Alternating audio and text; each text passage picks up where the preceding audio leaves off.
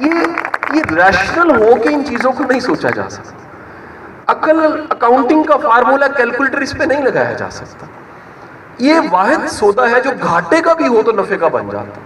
یہ واحد سودا ہے. اور ایک میسج میں یہ ضرور دوں گا, شاید میری اس میسج سے کسی کا دل دکھ جائے, لیکن میں معافی کے ساتھ یہ میسج دیے بغیر نہیں رہ سکوں گا. میرے آقا نے سود کو اللہ اور رسول کے خلاف جنگ کہا.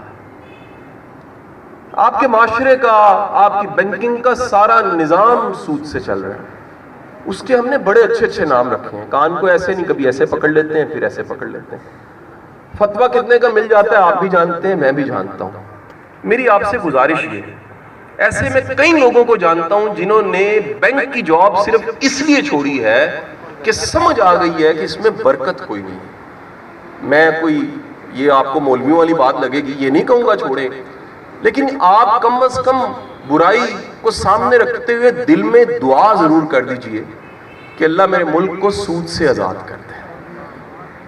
اللہ اور رسول کے خلاف جنگ, اللہ سے کون جنگ کر سکتے؟ ایک گریوٹی سے مقابلہ نہیں, آپ نیری چل جائے تو مقابلہ نہیں کر سکتے. کائنات کے مالک سے جنگ کیا کریں؟ اللہ آپ کا حامی و ناصر ہو. بہت زندگی اس کے ہاتھ چومتا رہوں گا. میرے بچوں کو ایک دفعہ قیوم نظامی صاحب نے 100 روپے انعام دے دیا. میرے پرس میں وہ آج بھی میں نے بچوں سے 100 روپے ایکسچینج کیا, وہ رکھ دیا, اس نسبت کے ساتھ کہ اس شخص نے ان ہاتھوں سے 100 روپے پہ سائن کیے ہیں جن ہاتھوں سے اس نے سیرت کی کتاب لکھی تھی. سر